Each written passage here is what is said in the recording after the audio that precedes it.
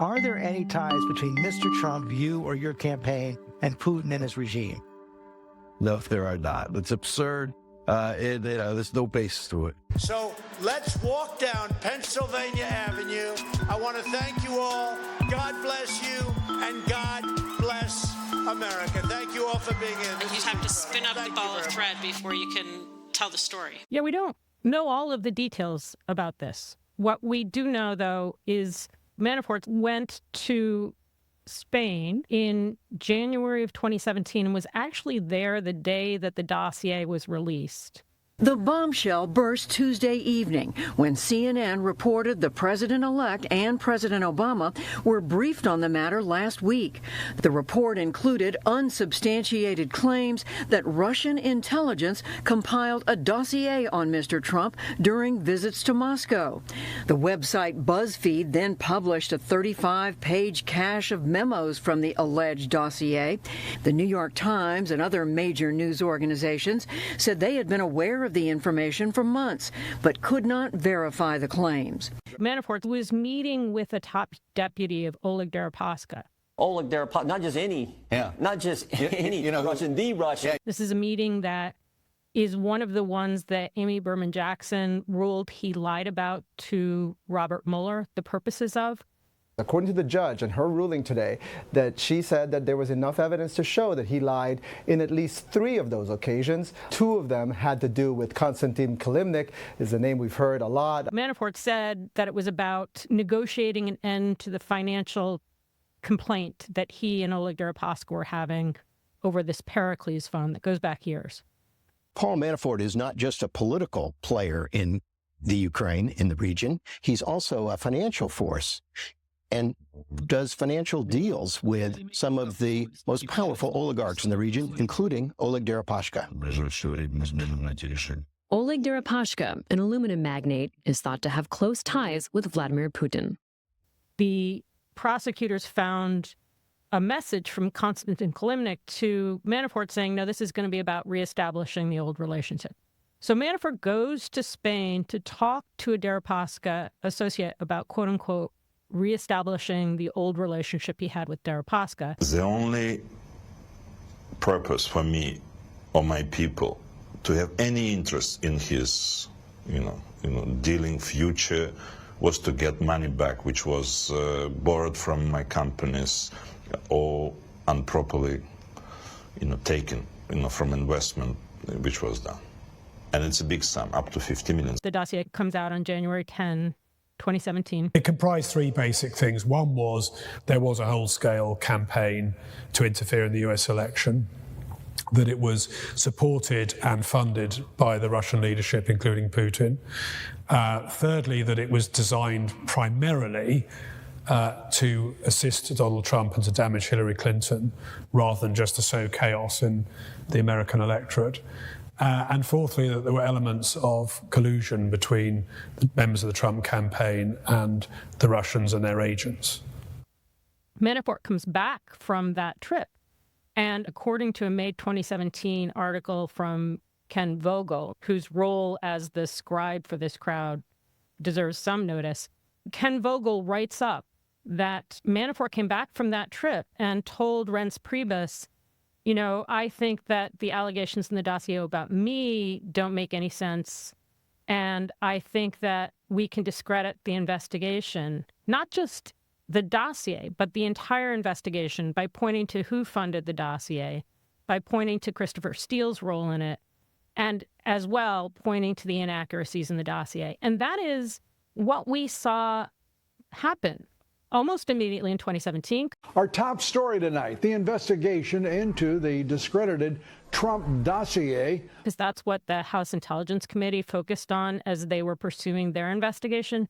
Tomorrow is the deadline for the FBI and Department of Justice to turn over documents related to the anti-Trump dossier to the House Intel Committee. This coming after months of delays. Chairman Devin Nunes, frustrated over the delay, sent a letter to Deputy AG Rod Rosenstein, writing, quote, "It seems the DOJ and FBI need to be investigating themselves."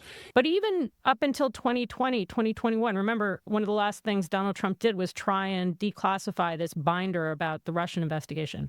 A significant part of that is about Christopher Steele. Trump got dinged in London this year for trying to sue Christopher Steele. The former president has also experienced a string of legal setbacks in courtrooms now from Manhattan to South Florida and now here in London. He's still going after this Christopher Steele angle. Did Steele have a reasonably good reputation with the FBI? He was described to us as someone who had a very sound record of reporting on other cases, criminal cases, organized crime cases in the past. Did you see this material yourself? Not initially, but some weeks later, I ultimately was given a copy of those reports. And what did you think? You know, they're incredible. And I say that not, incredibly great or incredibly terrible, just incredible. You read them, and there were certainly details in there that were consistent with other collection that we had. And then there were details and claims in those reports that were just like things you would never imagine seeing in an intelligence report. So Christopher Steele, former MI6 guy, he was known for being Litvinenko's handler. Alexander Litvinenko had been working as a spy for MI6 when he was poisoned with the radioactive substance polonium-210. And Mr. Litvinenko had been a well-known critic of the Russian regime. The coroner was told that the British government had evidence that the Russians had Mr. Litvinenko killed and that it amounted to state-sponsored terrorism on the streets of London. It's likely that the Russians were trying to take him out from very early on because he was tied to Litvinenko, and Litvinenko was trying to expose the corruption in the Putin system. But Steele had then gone into private consulting. Apparently, a bunch of people do this. It was actually a series of single-source intelligence reports over a period of time, if you like, almost a running commentary on the election campaign and Russia's perspective on it. And it comes from the Russian end of the telescope, if you like. The sources were Russian. They were reporting on how Russia saw it. And of course, that may in some cases be rather different than how it was viewed in America and at the other end of the telescope. And he had taken to using a guy named Igor Danchenko. Igor Danchenko is Russian. He had done some kind of think tank work in D.C. Steele helped him get a think tank kind of job, which ended up serving as his cover effectively, but also gave him a way to stay in D.C. He was networking. So Igor Danchenko is the one on trial charged with 5 counts of making false statements to the FBI, was paid more than $200,000 to attempt to serve as a confidential human source. Danchenko was with people like Fiona Hill, who of course is brilliant and has herself said Steele probably got smoked. And so for the dossier, Danchenko is the primary subsource. Danchenko is also, again, he's a networker. So he also had met Chuck Dolan. Then you have Charles Dolan in the middle, whose name is less well known, but he's a longtime Democrat operative. Friday, FBI agents testified Dolan had connections to Putin's press secretary. Chuck Dolan was putting together a conference for people who want to do business in Russia. Dolan was in Russia in June 2016. Dolan asks Danchenko for help, so that gives Danchenko a couple excuses to go to Russia and just meet the people he knows. Again, he's a networker. He described the FBI in his original interview. He was just talking to friends. The people to whom he sourced the P-tape were people he got drunk with, and it was just gossip. And it's gossip with foundation. Do you remember Pizzagate? The one about Hillary Clinton running a child sex ring from the basement of a pizza parlor? So the Podesta emails were the information that powered the Pizzagate conspiracy. And you can guess who was behind the hacking of those emails. Comet Pizza's a real place, and there were emails between Podesta and the restaurant's owner. But that whole story was a classic Soviet-style con. They look for any sort of division. And how can we actually emphasize those divisions and actually make people lose trust in one another? Create a big, bold lie, something so outrageous no one could possibly believe it was made up. Also so egregious that if they could get people to believe it, it would be totally damning. Like, there are many instances where we have reason to believe that the Russians did take video when Trump was traveling into Moscow. No one ever really debunked the story that they gave him prostitutes when he was there in 2013 with Miss Universe, right? In one case, they heard about a Marriott official who had overheard two other Marriott executives talking about what to do with a tape of Trump in an elevator with Russian women at a Ritz-Carlton hotel in Moscow. Just gossip. So for people who haven't been following as closely, this is a document that we started hearing about really in the fall of last year as the campaigns were in full swing. That's right. I mean, there was some great reporting by Mother Jones where they interviewed who would later turn out to be Christopher Steele himself. It got lost in the mix at that point, but as we see here, it's just an ever growing importance behind this document. And the latest revelation was a big one, this connection with Free Beacon and potentially Paul Singer, the Republican billionaire mega donor. There's this story that Paul Singer paid for what often is referred to as the dossier, and then the Democrats picked it up. That story is actually not accurate. Well, first of all, what the DNC chairman there just said is not true. The whole idea that Republicans started this dossier, we have absolutely no evidence of that. What Paul Singer paid for was Fusion GPS open source research. The open source research, by and large, turned out to be accurate. They had experts on Russia looking up actual legal documents. That's the stuff that, with a couple of exceptions, was never discredited. So, yes, he started it. Fusion then goes to the Democrats and say, pick up this project. And what's incredibly important about this is that Oleg Deripaska was there at the beginning of the dossier.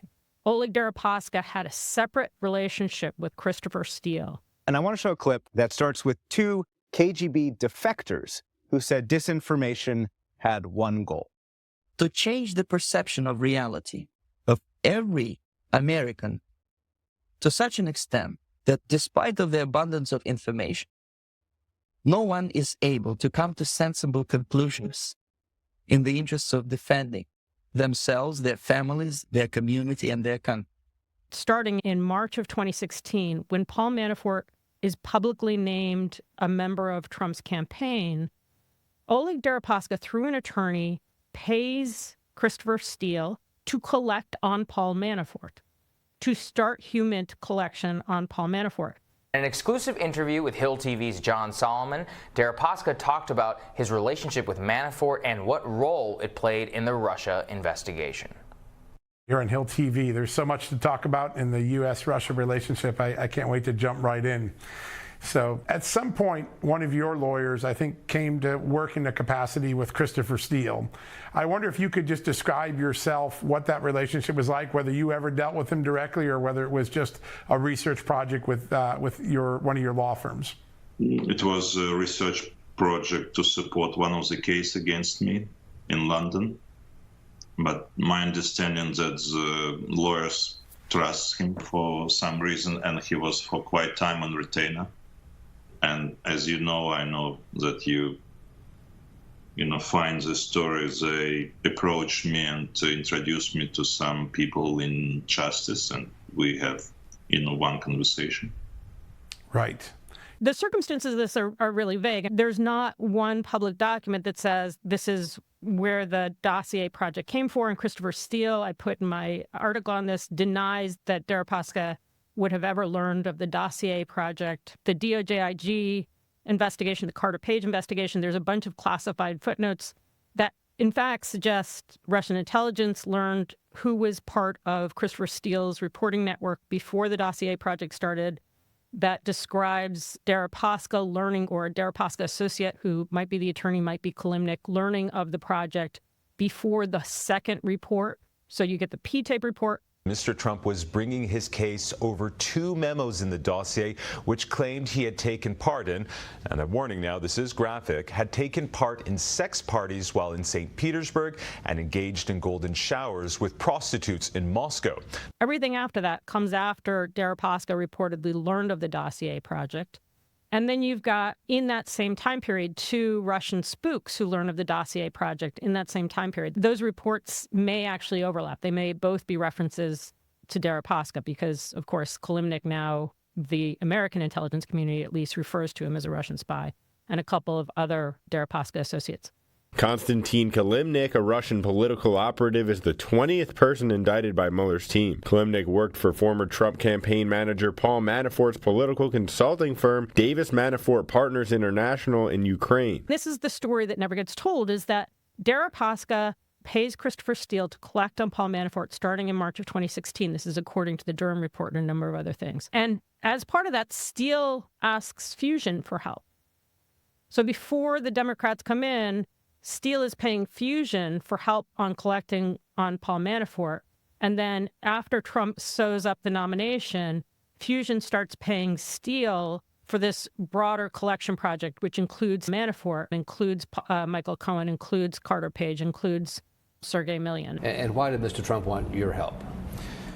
Because Trump team, they realized that we have a lot of connection with Russian investors, and they noticed that we bring a lot of investors from Russia. And they wanted your connection with the Russian investors? They needed my assistance, yes, to sell properties and sell some of the assets to Russian investors. So you became the official broker for Donald Trump? I became the official broker for Trump Hollywood. And how many units did you sell?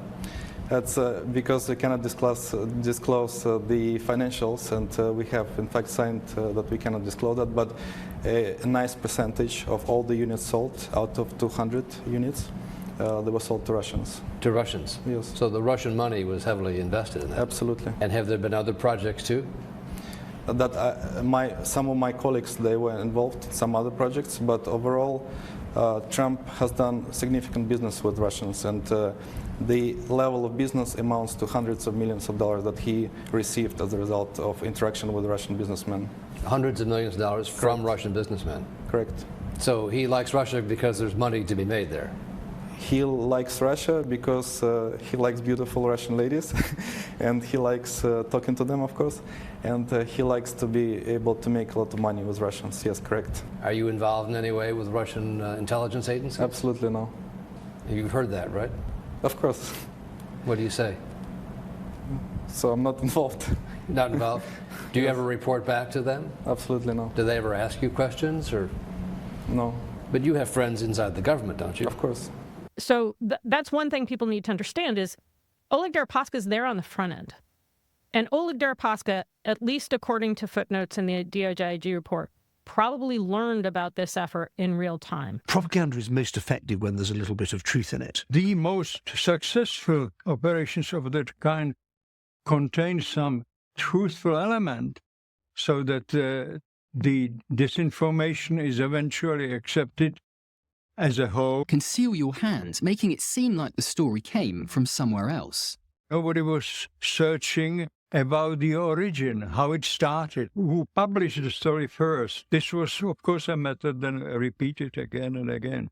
That changes the hypothesis that the dossier was filled with disinformation along the way, because it means that somebody who was involved in the Russian attack, somebody who was instrumental in getting Trump's campaign strategy on August 2nd, 2016. That's what Kilimnik was doing, right? You report some amazing detail. Meetings between Manafort and the Trump operative Rick Gates, and also a Russian-Ukrainian political operative named Konstantin Kilimnik. You say that Gates gave Kilimnik internal polling in 2016 on battleground states. I mean, that an American Trump campaign official gave it to a Russian-Ukrainian official. What do you think that was all about? So in addition to that, Christian, that was repeatedly given. And in the middle of the summer of that campaign, August 2nd of 2016, Konstantin Kilimnik flew from Moscow to meet with Paul Manafort. And one of the things that we were able to piece together in a recount is Kilimnik comes and asks Paul Manafort to get Trump's commitment when he becomes president to allow Russia to take over half of Ukraine. But we don't know the other side of that, which is what was it that Paul Manafort was going to demand in exchange? And also, what was the internal polling data used for? it's unimaginable to me that Paul Manafort, who's a very smart person, would not understand how those could be used, and that he can have plausible deniability to say, I gave it, I don't know what they did with it, but to close your eyes to how that could be used by the Russians seems to me a bit far-fetched for somebody who's experienced and smart. Kilimnik was doing it in the context of this apparent quid pro quo that Manafort said he didn't buy on. So you've got somebody who's got a key role in this investigation who learns about the dossier very early on. And as I say in my report, Republicans, like every Republican who investigated this at some point said, oh yeah, Russian disinformation. This was riddled with Russian disinformation, but they don't do this next step, which is, okay, then let's look at the stories that get told. No one is able to come to sensible conclusions in the interests of defending themselves, their families, their community, and their country. And one of the stories that get told, and this actually may just be Steele trying to protect his relationship with Deripaska. He kept working for Deripaska into 2017. And this you can point to Bruce Orr's notes, conversations between him and Christopher Steele. I think that Bruce Orr is a disgrace with his wife Nellie. For him to be in the Justice Department and to be doing what he did, that is a disgrace. So Steele, trying to keep a client, want to focus too much on Deripaska. And remember, Christopher Steele believed that he could flip Deripaska. Right. He had told Bruce Orr, who then was in charge of DOJ's transnational crime unit. So who is Bruce Orr? Orr has worked for the DOJ since 1991 and reached the position of Associate Deputy Attorney General. But according to the Washington Post, he was transferred from that job in late 2017, and it's unclear what position he holds now. Trump's beef with Orr stems from the Steele dossier. His wife, Nellie, has worked with Fusion GPS.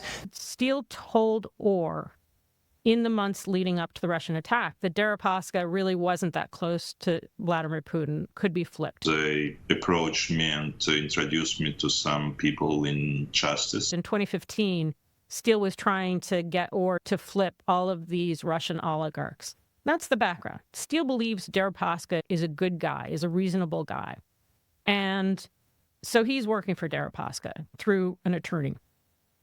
And Deripaska wants to collect information detrimental to Paul Manafort. And he tells Steele, and Steele tells DOJ, he says, I have it out for Paul Manafort. I want to take on Paul Manafort legally. The former CIA station chief here, Steve Hall, who was in Moscow, I think talked about you and Manafort and the connection between you and Manafort, and said, if you want to understand this, this is like the connection between Putin and Trump. Now, why would he say something like that if there wasn't a perception that somehow you're connected? I mean, how do you respond to those kind of comments? It's like, you know, oral kind of story. They're absurd. He suggests that he wants to help DOJ investigate Paul Manafort. So one of the things that's going on is Deripaska is playing this absolutely brutal double game, and Manafort is really the victim in this. I think if Republicans and Democrats started talking about the way in which Deripaska totally fucked over Paul Manafort, you know, we might not be at each other's throats. Right. Deripaska is, on one hand, through Steele, making Manafort more insecure. And remember, Manafort's dead broke. He's trying to get in good with Deripaska again. He's trying to dig himself out of this huge financial hole he's in. So Deripaska making Manafort less secure on one end, and then using Manafort's insecurity on the other end to get assistance with this campaign operation, to learn Trump's strategy, to get Manafort kind of buying into whatever Kilimnik is pushing. That's the background. And one of the stories that gets told, and this report was one of the most contentious ones because it was part of the Igor Danchenko trial. Special counsel John Durham's investigation into the FBI's targeting of Donald Trump in 2016 suffered a blow Tuesday when Igor Danchenko, a think tank analyst accused of lying to the FBI about his role in the creation of a dossier about former President Trump, was found not guilty. What he was charged for was that he lied about an anonymous phone call that he received, which put a tie, a alleged strong tie between Trump officials and Russian agents. So they said he lied about that, or at least Durham did, but the agents said they believed him.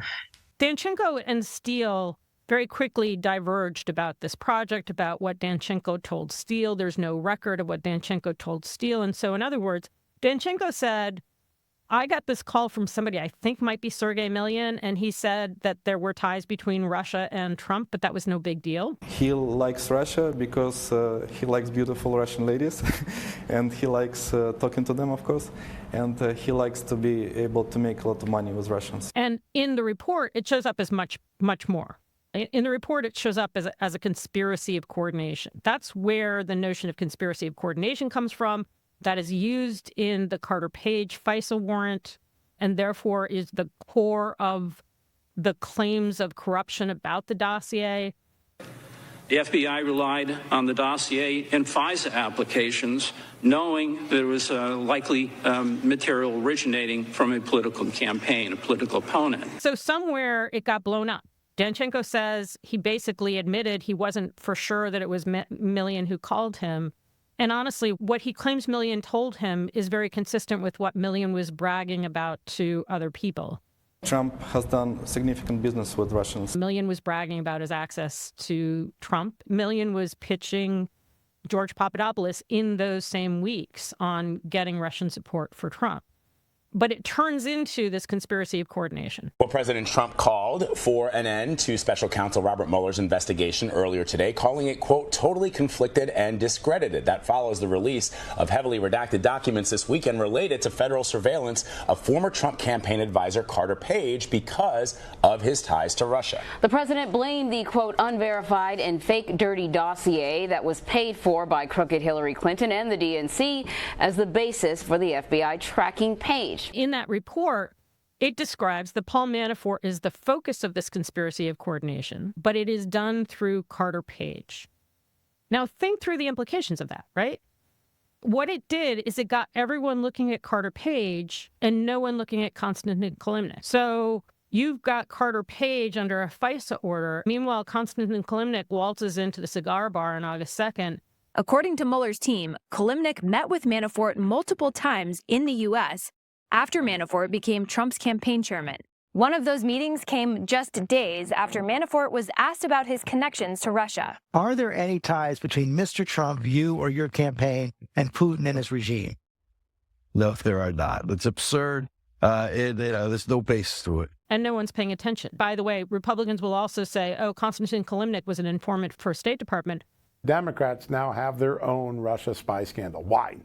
Well, if you believe the Senate Intelligence Committee report that came out last week, it claimed that a man named Konstantin Kilimnik, who was an associate of Paul Manafort, well, Kilimnik was a Russian intelligence officer, according to the Senate Intelligence Committee report.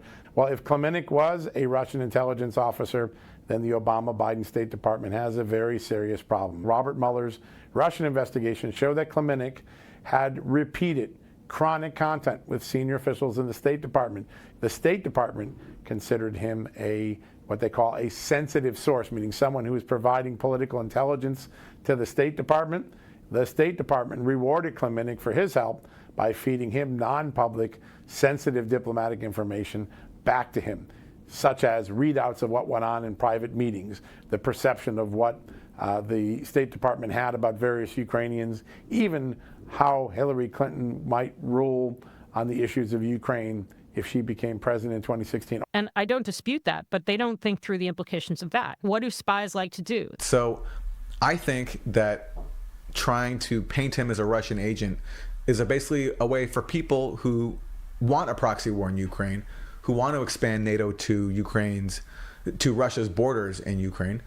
I think this is an attempt by them to basically stigmatize any attempt to resolve the crisis and to make peace. This is what Kilimnik told me about that. There was basically a very general discussion about how to approach the peace process. And Paul said, look, there is no role for Yanukovych. I don't see it. Maybe many years down the road, but I just don't see that happening. And, my advice to our friends in the opposition bloc in Kiev is to basically start communicating with the civic society, using their business ties, using their economic ties with the region, and show them they're not traitors. They have not abandoned the region, and the region still remains Ukraine. Yeah. None of that stuff happened. But, I think I had similar discussions with people at the State Department. They like to infiltrate themselves into foreign intelligence. And Kilimnik, going back years, had close ties to people at state. People, the people who were working with him were like, I think this guy's a Russian spy. He's sharing stuff with the Russians. That's one story that gets told. Right. The story that gets told is that Carter Page is Paul Manafort's go-between. And the Sisi report, and I include this in that post, the Sisi report is sort of like, dudes, how is it that Christopher Steele doesn't mention Deripaska in any of these reports? And it's a question that Steele really should be asked by people who built up his reputation, because it's one that really would answer a lot of questions about the dossier. How is it that Steele, who is being told by Deripaska about his relationship with Paul Manafort, that never makes it into the dossier? And as a result, we're looking at Carter Page. We're not looking at Konstantin Kilimnik. Disinformation, basically it means deliberately distorted information that is secretly leaked into the communication process in order to deceive and manipulate. Throughout the reports, and if you go back and you read this, it's actually pretty interesting. Every report says the Russians have compromat on Hillary Clinton, and they're thinking of releasing it, and that compromat is years old intercepts from when she was in Russia as Secretary of State or as First Lady. I hope that you know how much the American people admire the efforts and sacrifice that all Russians are making, and that we will continue to support you. And what you are doing actually helps renew our own faith in democracy. If they know that the Democrats are reading this and taking this seriously, what that's saying to the Democrats is, don't worry about the hack that you're struggling with to this day. If compromat is coming, it's old intercepts. It's not the emails we just stole from John Podesta. So in other words, their cybersecurity contractor told them, yeah, usually, these stolen emails aren't released. So they didn't think anything was going to be released. They didn't prepare for it until it happened, and then until it happened again. Boy, that WikiLeaks has done a job on her, hasn't it? But then, to my mind, the most important story that gets told, and this goes back to the way in which Russia pre-compromised a bunch of Trump's associates, the most important story that gets told, and the one that was the measure of the Russian investigation from the start, are the Cohen stories. President Trump's personal lawyer is suing BuzzFeed for defamation after the site published the now infamous Trump dossier early last year. The dossier includes allegations that Cohen had secret meetings with Kremlin officials in Prague in August 2016, just weeks after President Trump accepted the Republican nomination. 3 reports in October of 2016, and then one again in December of 2016. The 4th one is incredibly incendiary. The December memo alleged that 4 Trump representatives traveled to Prague in August or September in 2016 for secret discussions with Kremlin representatives and associated operators/hackers about how to pay hackers secretly for penetrating Democratic Party computer systems and contingency plans for covering up operations. Right? Imagine if that were true. Trump campaign paid the hackers who hacked Hillary Clinton. Not true, by the way. But the stories that get told in October of 2016, and these were the day after the dossier was released publicly, some intelligence community, probably Czech, contacted the FBI or contacted the CIA or whoever and said, we think this is deliberate misinformation. We think that these reports about Cohen in particular are deliberate misinformation. So from the start, the FBI had the expectation that the Cohen ones were disinformation. Disinformation. It was such a big deal that every KGB agent was required to spend 25% of their time coming up with ideas for false stories. And in their year-end review, yes, KGB agents had year-end reviews too, every agent was evaluated on how many proposals for disinformation operations he submitted. But remember the core premise of the stories that get told in October of 2016, 3+1 reports. One is that Michael Cohen is Trump's fixer. Cohen's lawyer released a secret recording from 2016 of Cohen and Trump discussing how they could buy the rights to Playboy model Karen McDougal's story of an alleged long-running affair with Mr. Trump, an affair the White House denies. When it comes time for the financing, which will be... Listen, what financing? We'll have to pay you. True. These reports all come out while he is setting up the Stormy Daniels payment. So it is true that Michael Cohen is the fixer and he's sloshing money around. The more I write on this, the more I think about the likelihood that Russia learned of the Stormy Daniels payment in real time and therefore was piggybacking on this. But it is describing in the weeks that Michael Cohen is busy serving as a fixer on the hush payments, it is premised on Michael Cohen serving as a fixer for the Russian stuff. But the other premise of this, and this is what I think is incredibly important, is that Michael Cohen was in direct contact with the Kremlin. When Mr. Trump did run in 2016, Cohen was frequently by his side. The words the media should be using to describe Mr. Trump are generous, compassionate. But at the same time, we now know Cohen was quietly talking with Russians about a Trump Tower project in Moscow. In early 2017, Cohen fiercely defended then-President-elect Trump when asked about Russia. Is there anybody that you know of, that anybody knows talk to anybody in Russia? No, Nobody. There's no relationship. Right? The premise is he goes to checklands and meets with some cover organizations. But the premise is that he's in direct contact with the Kremlin. He's in direct contact with the Kremlin about this whole investigation.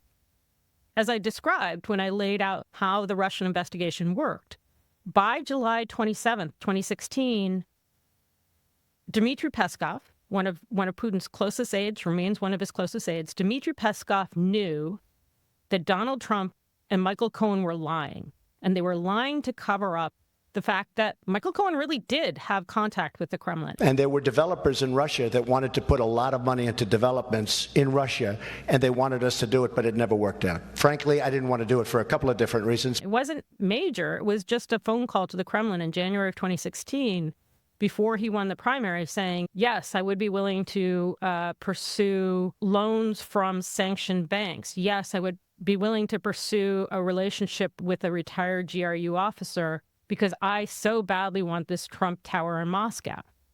So Dmitry Peskov knew that Trump and Cohen were lying about having contact with the Kremlin. He knew that in July. That was public in July. Frankly, I didn't want to do it for a couple of different reasons. Dmitry Peskov is Vladimir Putin's PR guy, effectively. Has been for well over a decade.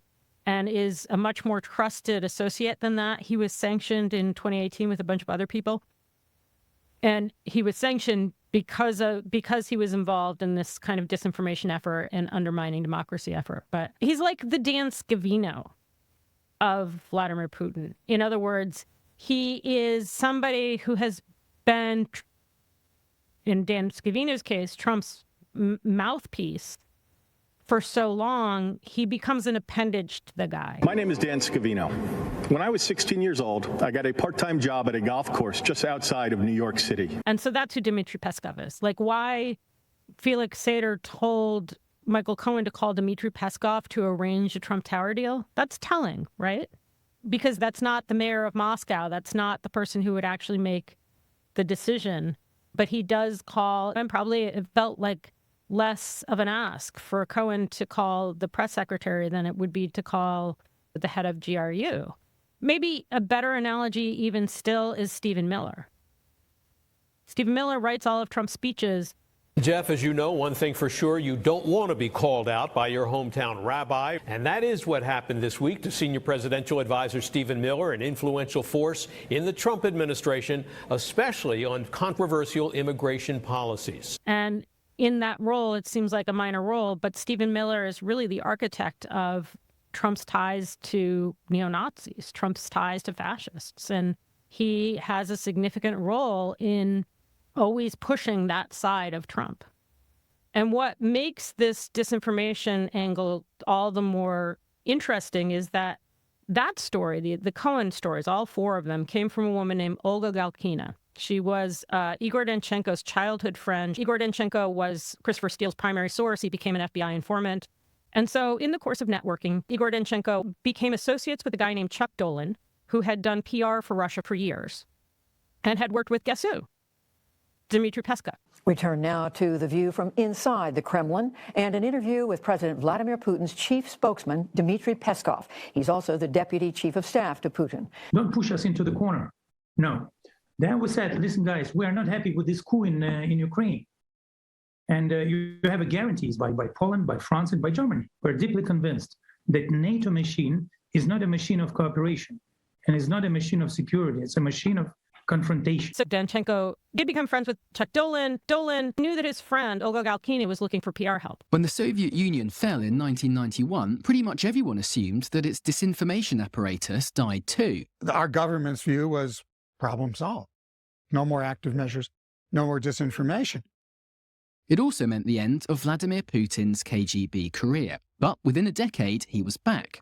First as head of the renamed KGB, the FSB, and not long after, as the president. And when Igor Danchenko says, I've got these names, I'm looking for dirt on them, and those names include Carter Page and Paul Manafort and Sergei Millian and Michael Cohen, the only name she recognizes, and she recognizes it almost right away, is Michael Cohen. So Olga Galkina, who has ties to Dmitry Peskov, who is the guy who knows that Michael Cohen and Donald Trump are hiding an actual phone call with the Kremlin during the election. The Russian government haven't been in any contacts, in any official contacts with members and with the members of the team of either of the candidates.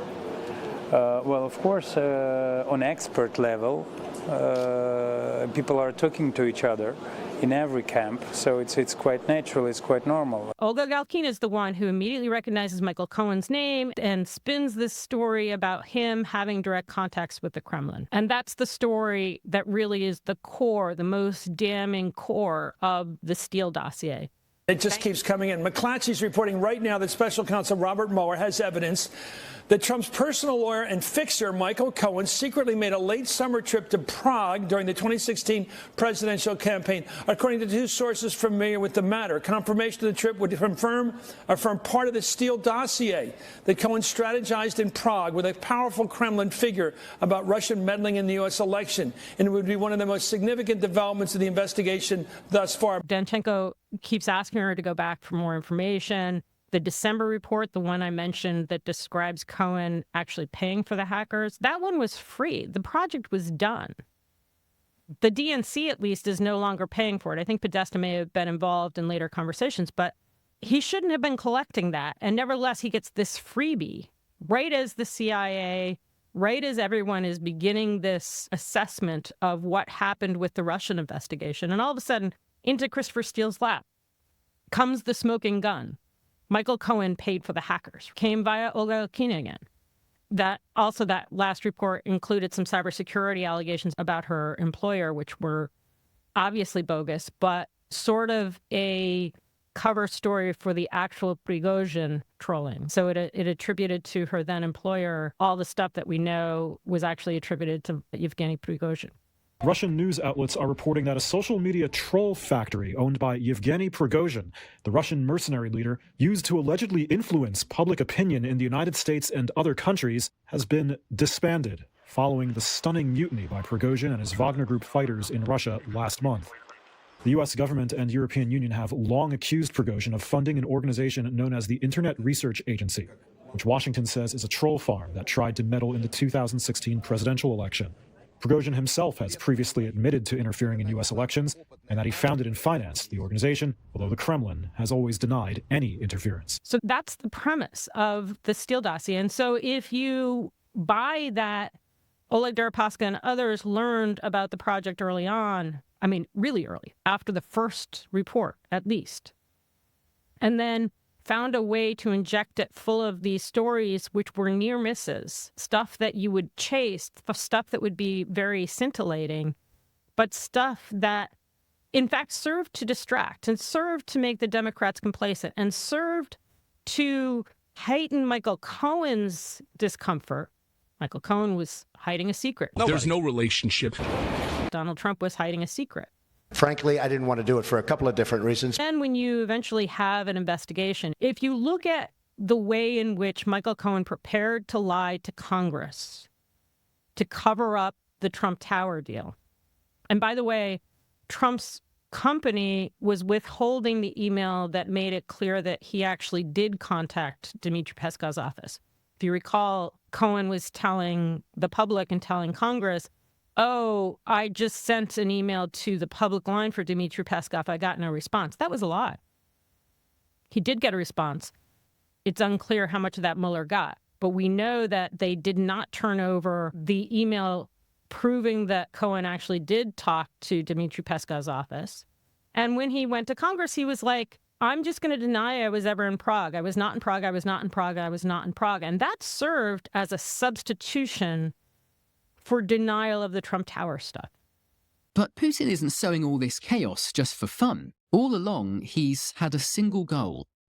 See, in terms of population and GDP, Russia is actually a pretty small country, especially when compared to a unified Western world. But Putin knows that if he can pit the West against itself and break up our alliances, Russia is suddenly much more powerful and can take on other countries one by one. It's important to understand that Oleg Deripaska was on both ends of that story. The smoking gun story that blew up in the dossier, the Michael Cohen reports, were sourced to a woman known to have ties to the one guy in Russia who I can guarantee you knew that Michael Cohen and Donald Trump were lying about a call to the Kremlin because Cohen had made that call to Peskov's office himself. And this is what I think we'll be talking about in weeks ahead, that Paul Manafort never goes away. He's in prison and he is working with Rudy Giuliani effectively to follow up, to frame the Bidens. It never goes away. The technical term for what we do is lobby. Purposes of today, I will admit that in a narrow sense, some people might term it influence peddling. That's a story. Again, we don't know what Galkina's deal was. We don't know how many of Danchenko's sources knew that they were feeding him garbage. And some of it was Danchenko at least comes off as somebody who was operating in good faith. So, the veteran Justice Department official connected to Christopher Steele and called out by the Inspector General for, quote, consequential errors in judgment, is just retired from the Justice Department. Steele, I don't know what to make of Steele. The reaction in certainly the US could be described as almost some kind of mass panic about Russian interference. Do you think that that was justified? It was a panic, maybe, but I think it was more of a sort of Marmite reaction. It was more of it was a divisive reaction, something that we would always have considered in our careers in government to be bread and butter, consensus, national security territory. The interference of a hostile authoritarian state in your elections. We never had any clue that it would become such a partisan, such a divisive, such a non-conformity issue over the years. I mean, it's been extraordinary how it's dragged on, and it's still actually dragging on now. Again, Steele denies that Deripaska knew this. Steele has not, as far as I know, publicly dealt with the fact that he was in this relationship with Deripaska through all of this. It's not dissimilar, by the way, from the way in which Deripaska kind of cultivated Charles McGonigal, right? Charles McGonigal used to supervise investigations into Russian oligarchs, then went to allegedly work for and get paid a lot of money by Oleg Deripaska.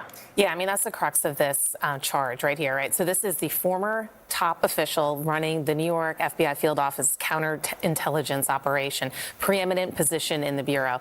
Now, he is charged with violating money laundering and sanctions laws because of work he did once he left the Bureau. He started working for Oleg Deripaska. He is a sanctioned Russian oligarch because of his close ties to Russian President Vladimir Putin. By May of 2017, U.S. spooks had concluded that Oleg Deripaska was a Russian spy, was working for Russian spies. So the head of counterintelligence in the New York FBI field office thinks he can flip Deripaska. Same motive that Christopher Steele was operating. I can flip Deripaska. And so he starts getting close to Deripaska and he ends up doing stupid things. They say that he was hired to dig up dirt on a rival of Deripaska's, and that he hid this relationship by using a shell company and forging signatures to try to keep the path away from him so no one could detect this. You asked how the dossier came to substitute for the Russian investigation. The people who say that, all of them, ignore that the dossier was not released. It's not like Clinton Cash, where a book by Steve Bannon and Peter Schweitzer was published full of allegations and sent to the New York Times and used as the core for a whole series of reporting, which is overt. The Clintons have sold out their own people for cold cash. Stephen K. Bannon and Peter Schweitzer, we dare you to sue us because we are dying to get into discovery with you and go through chapter and verse of your absolutely amoral corruption. Clinton Cash was used to predicate 3 different investigations into Hillary Clinton at the FBI. CNN has learned that federal authorities down in Arkansas are now actively investigating the Clinton Family Foundation for public corruption, alleged public corruption. A U.S. official tells me that the FBI and federal prosecutors down in Little Rock are specifically digging into whether foundation donors were improperly promised policy favors or special access to Clinton while she was Secretary of State. Now, CNN reported back in November 2016 that the FBI had opened preliminary inquiries into whether there had been any sort of impropriety with the foundation's dealings, and that caused some tensions within the Bureau and the Justice Department.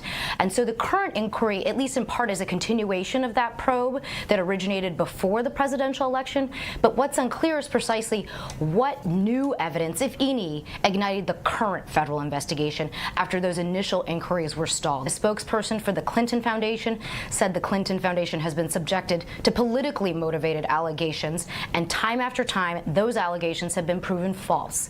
Nevertheless, this probe comes in the midst of a really sensitive time for the Justice Department under this administration, as the president continues to demand time after time that his political rival be investigated while the Justice Department stays silent. So if you have a problem with partisan disinformation predicating investigations, your problem is with Steve Bannon. Your problem is with Peter Schweitzer. It's not with Hillary Clinton. And remember, Hillary Clinton never said, I'm going to publish the dossier. And the people who did release it thought that they just wanted it to be checked. They were alarmed by it.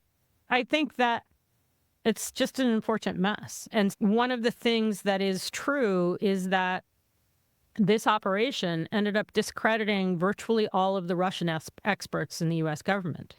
Meanwhile, new allegations surrounding the man at the center of House Republicans' impeachment inquiry of President Biden. Former FBI informant Alexander Smirnov seen here leaving a courtroom in Las Vegas Tuesday.